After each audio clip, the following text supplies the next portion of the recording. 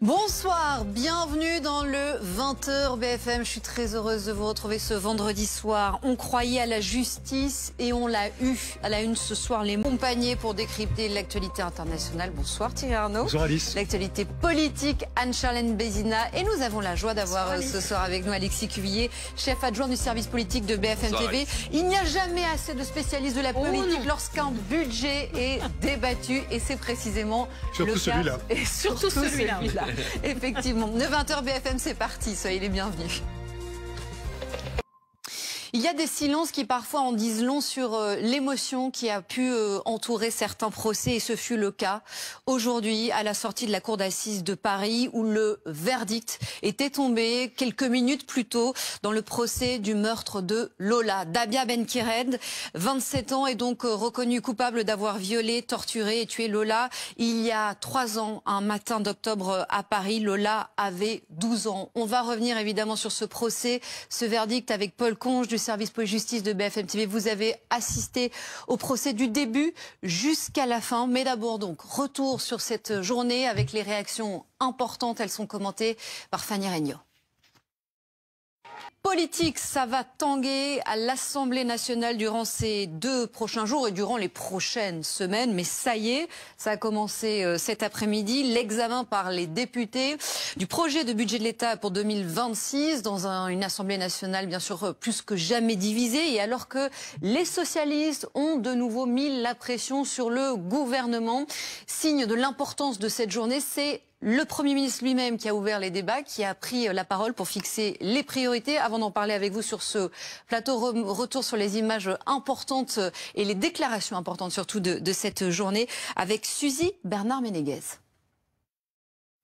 Merci Éric Coquerel d'avoir été avec nous et merci à tous les trois. On vous laisse évidemment repartir fissa à l'Assemblée nationale pour continuer à suivre l'examen donc du budget. On va passer à 21h à votre soirée Ligne Rouge qui, je vous le disais, est donc consacrée au cambriolage du Louvre qui suscite encore tant de questions.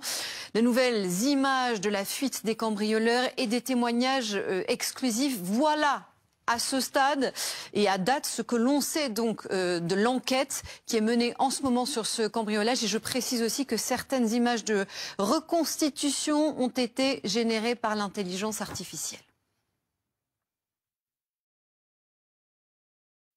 Et je précise au sujet de cette affaire et de cette enquête qu'une partie de la collection des bijoux non volés et parmi les plus précieux du Louvre ont été transférés ce vendredi matin à la Banque de France ou haute escorte policière. C'est ce qu'a appris BFM TV de sources proches de l'enquête, confirmant une information de RTL. La décision a été prise pour protéger bien sûr sous plus haute sécurité cette collection sans que l'on sache à ce stade quand ils pourront être exposés de nouveau dans le musée. Votre soirée Ligne Rouge continue, et nous revenons évidemment sur un événement important de cette semaine, c'est l'arrivée de Nicolas Sarkozy mardi matin à la prison de la Santé pour purger une peine de 5 ans.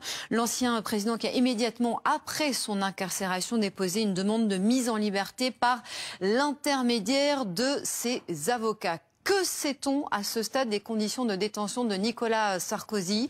Exceptionnellement, une équipe de Ligne Rouge avait été autorisée à entrer dans le quartier réservé aux détenus VIP de la prison de la Santé à Paris, le quartier dit des vulnérables. C'est dans ce lieu mythique qu'ont été incarcérés Bernard Tapie, Claude Guéant ou encore Patrick Balkany. Et c'est aussi dans ce quartier que serait vraisemblablement placé Nicolas Sarkozy. VIP, leur vie en prison, c'est une enquête de Fabrice Babin, Baptiste Keita, Clément Granon et Alexandre Funel.